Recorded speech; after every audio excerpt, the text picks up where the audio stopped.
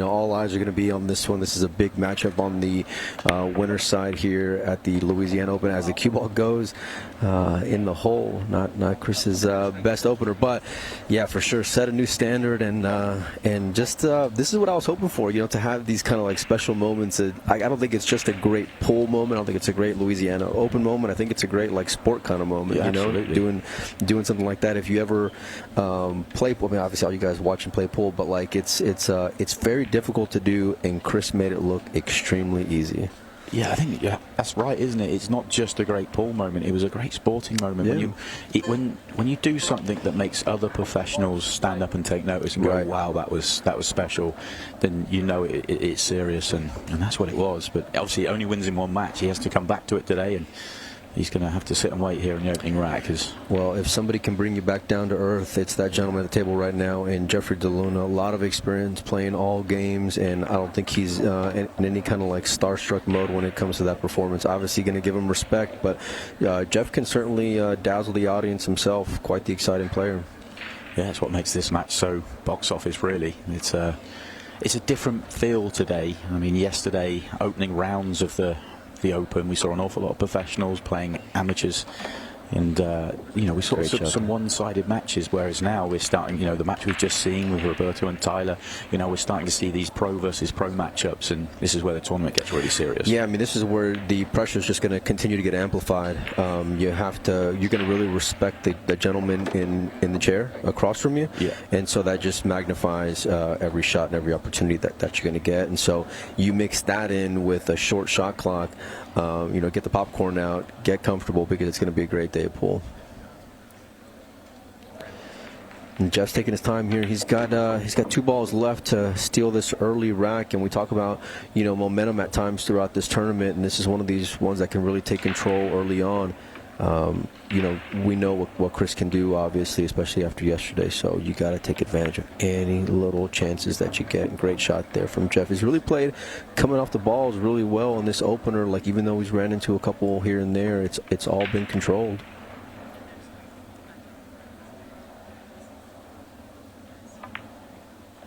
I saw DeLuna warming up earlier, and that was within the last maybe 45 minutes or so. So definitely not taking Chris for granted by any means, and making sure he was loose and just ready to compete. And here's Jeff to break on his serve here. Known for being a monster on the break, and look at him just get dialed in. That break it's a weapon, isn't it? Yeah, absolutely. Yeah, put the clock on now, and let's see that speed. Even the ref is checking the clock to make sure and see, making sure that thing doesn't catch fire there the way that Jeff broke him there. Nice shot.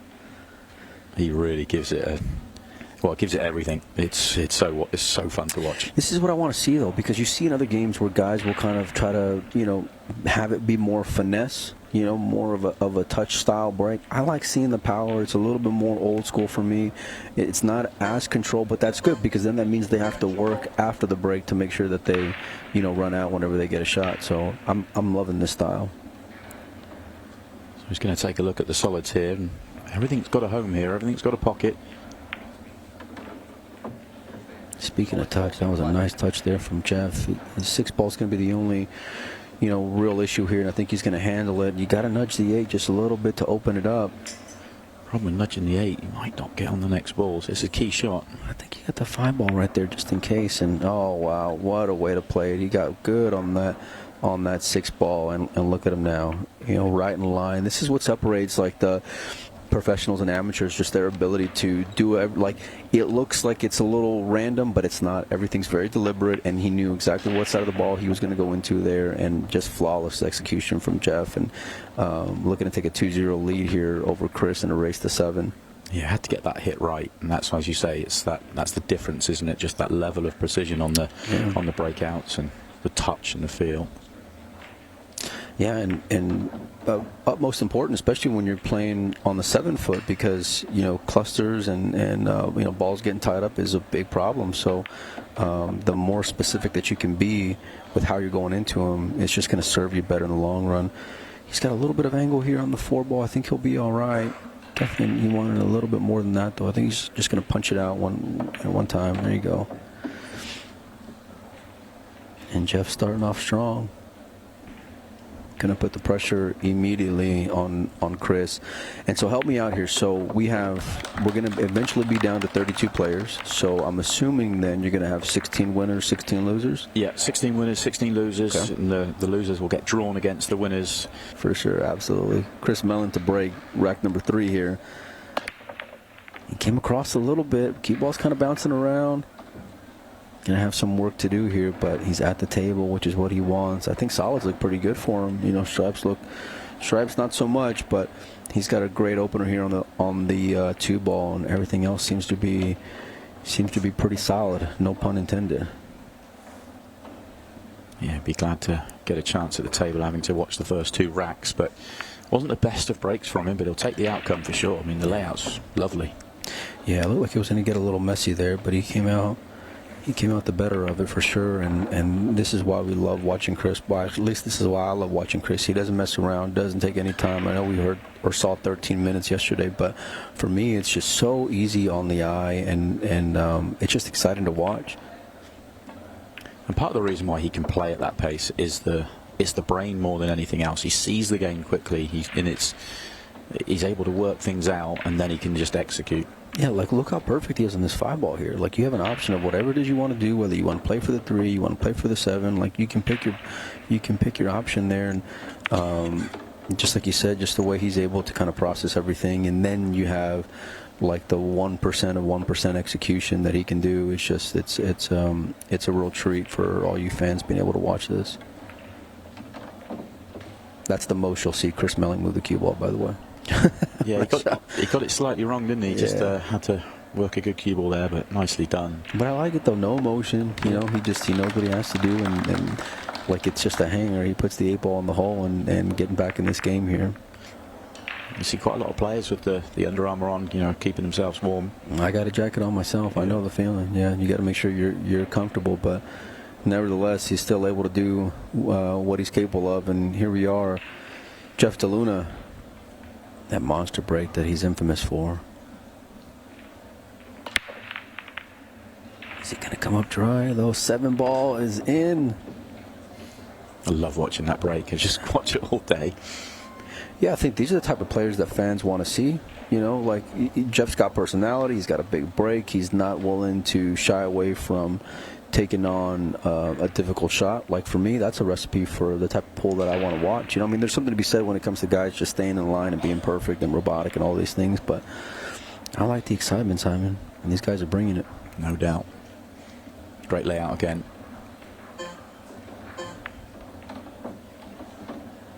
He's going to have that 11 ball on the side, I think. The 10 ball is a bit of a problem. I wonder if I don't know, I think him being, you know, over the 5 is, he's not going to want to take it on right now, but he's certainly going to have to address it.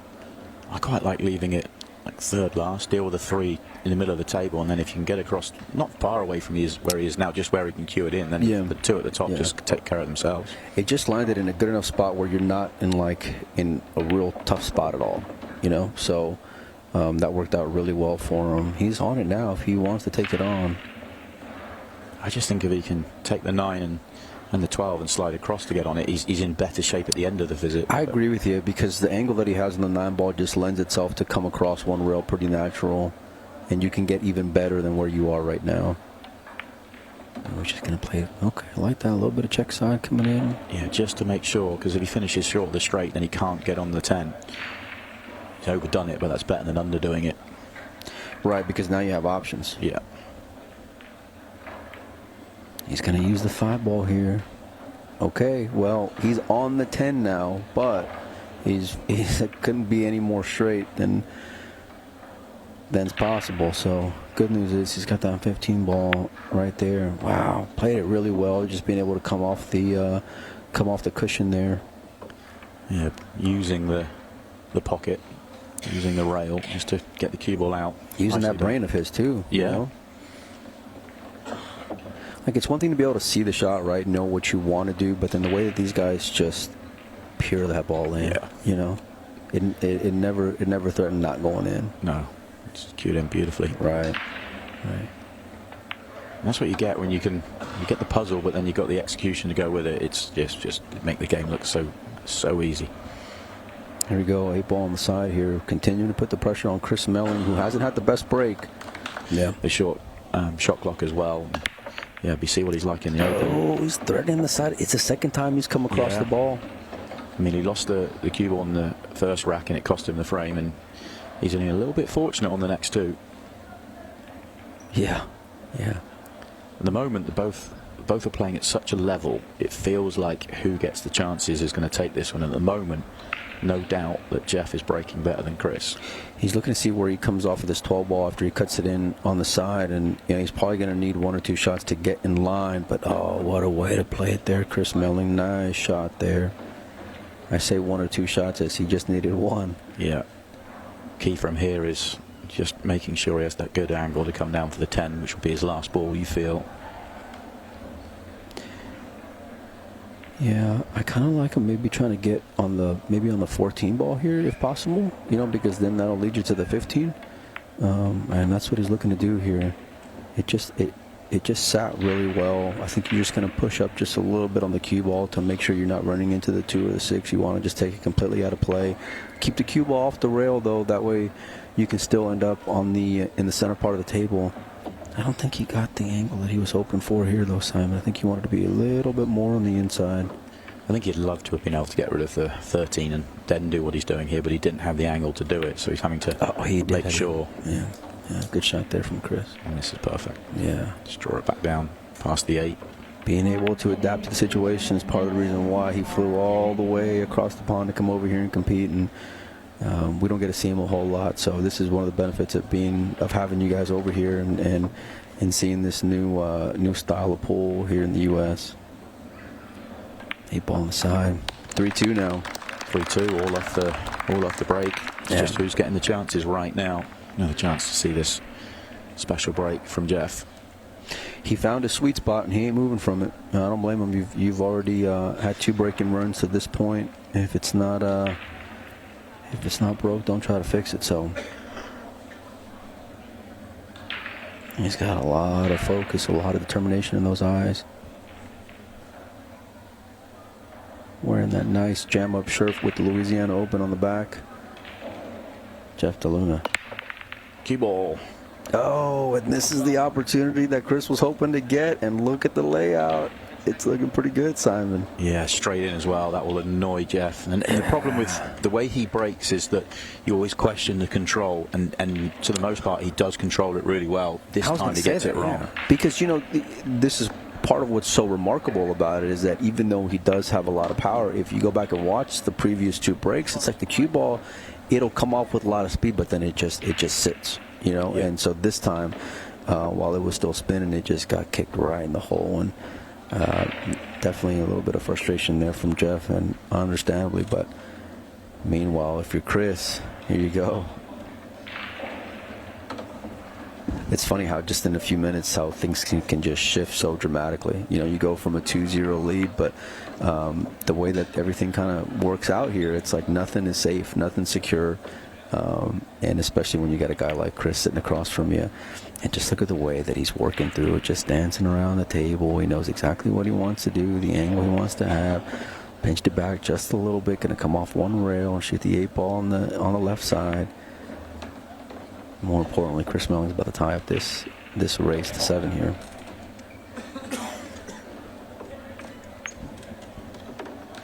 Great shot there from Chris. Well played. He got his serve back. Now he's looking to take back control of this matchup here. The cue ball's threatened a couple times in the side. This time he hit it a lot more square, and look, it got kicked in the side on the opposite side as Jeff, and the drama just continues here. Yeah, huge frustration, and he's showing it. You can see it. Yeah. You can see it in Chris. All he can do is laugh and shake his head. Now, how unlucky was that? Because that was the best break he's had.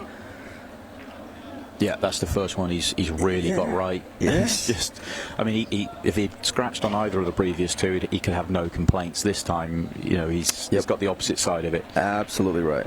Yeah, absolutely right. And one of the twists that you'll see here with Ultimate Pool, they have to put the cue ball in the kitchen, but you can shoot the other way, just like Jeff did there.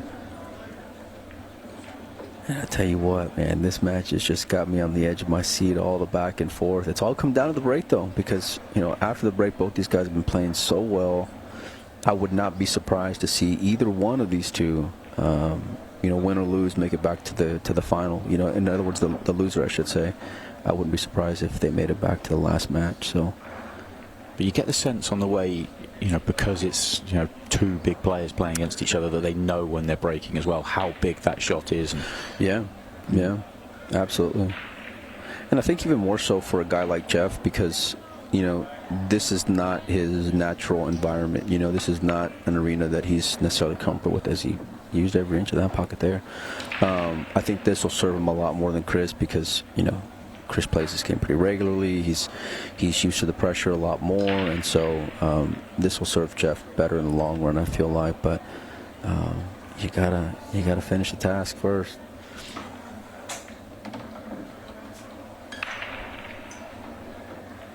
Okay.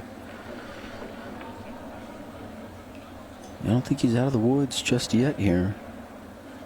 It doesn't feel ideal. No, it doesn't. It really needs a good cue ball. Well, it's also because of where the 8 lays. You have to make sure and get good on it, and so the 7 ball blocks on the left side. The 6 ball's right there. Go to push it on the right side. It goes up where the 1 is at, but you got to make sure and put the cue ball in that position. So let's see how he hits it. Good shot there from Jeff. Wow, well played there. And drew back with just the right angle. Yeah, couldn't pick it up a little bit better, could he? Right, yeah. Could not agree with you more.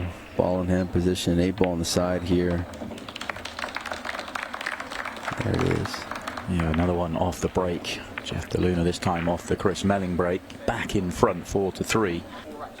This is a real treat, though. Absolute treat. Here we go. Looks like Jeff moved the cue ball over just a hair more to the right. Maybe I'm wrong, but got kicked in on his last one. I think 2 scratches so far. 3 scratches so far. 2 from Chris, 1 from Jeff. All but run-outs. Neither one of them have missed a ball. Big monstrous break. Balls are flying in all over the place. He's got a shot here. He's got a ball down, but he's got some issue up top.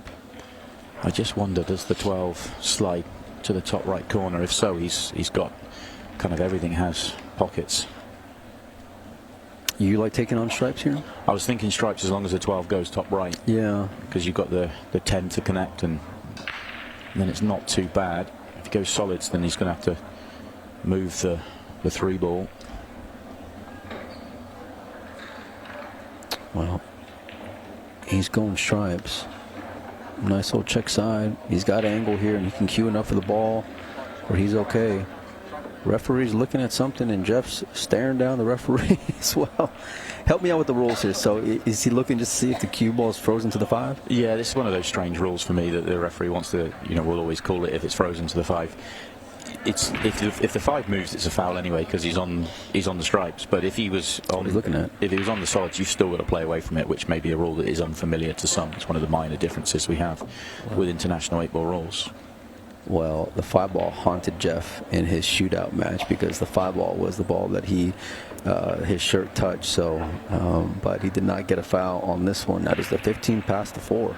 Because it looks real tight from our angle. I feel like it has to, because there's no way he would be that far short. Yeah, I agree with you. Maybe it's just the camera's a bit deceiving here. From the overhead, it looks a little different. He's good here now. Wow, I think you could not ask for any better position, because now you don't have to be super aggressive here. Now you can just come off one rail and still be on the good side of the 12 ball after you make the 10.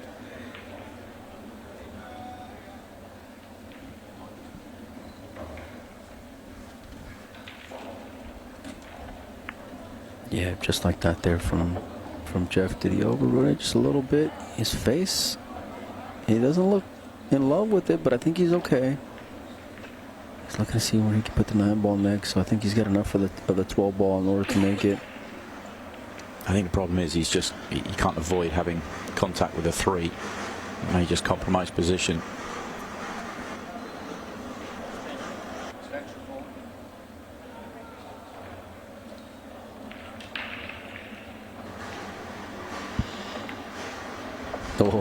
He could just use the pocket. And that was intentional. He wanted to hold for that angle there. And the execution was just great because you moved the cue ball just enough for you to be able to get all the ball, right? You're not on the top of it. You're not on the, just on the bottom. You got every part of the ball to work with the cue ball there. And, Jeff DeLuna, the tactician that he is, picking apart these racks, back on a 2-game lead here. Just the way that this match is gone just proves how up in the air this tournament really is. He's got a ball down. He's got a cue ball right in the center there, and everything looks pretty decent. The 2-ball is opened up just enough to be able to make it in. Yeah, that's the break. This time he doesn't get kicked in off. The last 2 he's hit really well, so I think he'll be happy that he's started to find the break now. Yeah, the problem is your opponent's two frames away from getting the victory, so you're still going to need a bit of luck. Don't take this rack for granted, though. If you're Chris Melling, you got to make sure and get back within 1. Yeah, it's sort of one shot, really, isn't it? It's just a case of land on the 2 nicely, and he's essentially going to get out from there. Yeah, but look at him. Like if let's say you take the scoreboard off the TV, right? Like you wouldn't know if he was up 2 or down 2 just from his demeanor, and that's what I love to see. Yeah, he's worked hard on that, actually. He's really impressive. He's very kind of stoic in his chair. He will show emotion immediately after a shot, like the break more than anything else. But once he sits down in his chair, it's just stare into space and kind of wait for the next chance. It's remarkable stuff because it's so difficult to do. You being down 2 adds more pressure. You wouldn't know he's down 2 just because of the way you look at him right now. A little bit of drama here. We're being cued over the 12 ball. You got to like his chances, and he does put it down. But you like the winners of the next few games coming up, because we've pretty much got big names against each other for the next 4 matches. Maybe there's a couple outside that will certainly be there as well. Yeah, and that rationale why you said, cue ball was looking to get kicked in. Did he get a ball down though? Let's see, 3, 6. Yeah, he has. Yeah. Oh yeah, he did. Okay. Him not playing a lot of bar box was the reason why I'm real surprised to see where he's at, and just him being so comfortable, out here and playing very well. I know he grew up in the Midwest, so they got nothing but bar tables out there, but I just haven't seen him play a whole lot. And it's been a surprise to me, surprise to Collins too, because he gave that same name whenever I asked him that question. Meanwhile, Jeff looking to get on the hill here, Simon, and a little bit of drama with the cue ball, but he's looking real good. Yeah, it's another layout where we've seen very few clusters. There's been the layouts have been all about the patterns. It's not been about breaking out any balls pretty much all the way through the match. Yeah, I think it's a combination from the smart rack that you guys have, plus the 8 ball being racked on the spot. It seems to where everything just opens up beautifully at points. And even if there are like issues throughout, it's like there's only maybe 1 or 2 balls you got to address at most. Where I feel like if you traditional head ball on the spot on the bar table, you get a lot more clusters, at least from what I remember. Nice shot there from Jeff. He doesn't look too happy though. He looks okay to me. Looks natural, really. Yeah, I wonder why he kind of let his arms down. Yeah, I wonder, maybe he's thinking he wanted the 7. He wants to be straight in, and but I was thinking 7 last. I was thinking, now he is. Yeah. It's a good problem to have. I'll put it like that. Yeah. I wish I had his problem. It's not really an issue, is it? No. It's just playing to perfection is what he wants. Yeah. I think he'd like the 9 to have got a few more rolls there, just so he can just go stop, but he's really not in problems. Yeah. Great at taking what the table gives you and being able to adapt what you need to do. Yeah, it's a good point. I think too many players kind of get so fixed on their pattern and they have to stick to it rigidly. The pattern has to evolve, because your cue ball's always going to be, you can't be absolutely 100% on every single positional shot.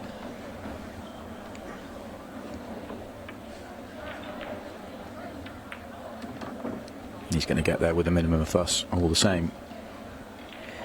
Yeah, and if you're Chris, the door seems to be shutting here pretty soon, and Jeff DeLuna's looking to make his way through here. He's on the hill. And you can keep up to date on all those scores on Ultimate Pool USA. Check out the live scoring. I was going to ask you. You're one step ahead of me there, Simon. It's like you do this professionally. Once or twice. Well, Chris is back against the wall here. Has to find a ball. Yeah. Oh, how many different ways can that ball almost go into the hole? And is he dry on top? It looks like he is. And that might be the last break there from Chris Melling on the winner side of this tournament. I think when Chris, if Jeff gets out here and Chris looks back at this match, I think it'll be the break. I know he had one which was really unlucky being kicked in off, but he's had 3 breaks where he's hit pretty bad in terms of he really lost the cue ball, nearly gone in the centre pockets, a couple of times now. So he's that's why he's had less chances. Agreed with you, and it's those mistakes are what's going to cost you a match, going to cost you a tournament, especially when you've got a player like Jeff, and there's another, let's say, 8 to 12 other players that can do the same thing to you here in the tournament. So you're going to have to really get that buttoned up. Nice shot there from Jeff just to open up the 5-ball, which was an issue. I mean, what's Chris had here? 6 breaks. He's made two breaking runs. He's been in off. Yep. Twice. Dry a couple of times as well. So it's just tough. And just the one from Jeff where he hasn't broken run really. So yeah, the standard's been great. Otherwise, from Chris, about what you expect from a player like him. And it's just those little, not little, a big detail. The break is what cost him on this one. And but again, kudos to Jeff, because every time he's got an opportunity, he's kept his poise, his execution. He's played phenomenal, and played about what you expected from a player like him. And so this is the only time he's worried about the shot clock here. He's looking over his shoulder, but yeah, he's played just outstanding pool. It's been mistake-free. Oh, no. Just as you say that there, wow, Simon, wait a minute. There's just one more twist left in this tournament. How do you end up in that spot of the table out of everywhere? It's my first bad commentator's curse of the weekend. Wow, the minute I say it, it's been flawless. You got so much room to get into there, Simon. I don't understand why you get in that I think he just wanted to get absolutely straight. If he gets straight in, the job's done. His frame's over, the match is won. And I think he was just trying to get to the straight, and he's just got it slightly wrong. Boy, just as we say, he's done everything he needed to do. Oh, my. Wow. Oh, Jeff DeLuna digging deep. What did I just see? Did he just go with the Z shot, the Efren shot on the bar table? Is that what I just saw here? Oh, that was incredible. Oh, my. And the reaction is brilliant. He just walked around the table like it's nothing. I think I heard Chris's heartbreak over there from all the way over in the comments box. And he was stood up watching it as well. He was invested in that. Oh, what a shot. Man. What a shot. Let's have another look at it. This is amazing. He goes with the Efren on you. He hits you with the 2-railer, and the 3-ball just goes right in the hole. Shot of the tournament right there. That is incredible. I wonder if we could take that magician patch off of Chris and put it on Jeff for at least the rest of the day. Yeah, he's stealing it away. What a shot there. And just as when you think Chris has got a chance, Jeff DeLuna says, sit back down. I'm getting my place here on the winner's qualification. 8-ball for it. Wow, what a match. What a match. Brilliant stuff from both players, it has to be said. Jeff DeLuna, though, getting more of the chances and really showcasing his class, and that final out was special.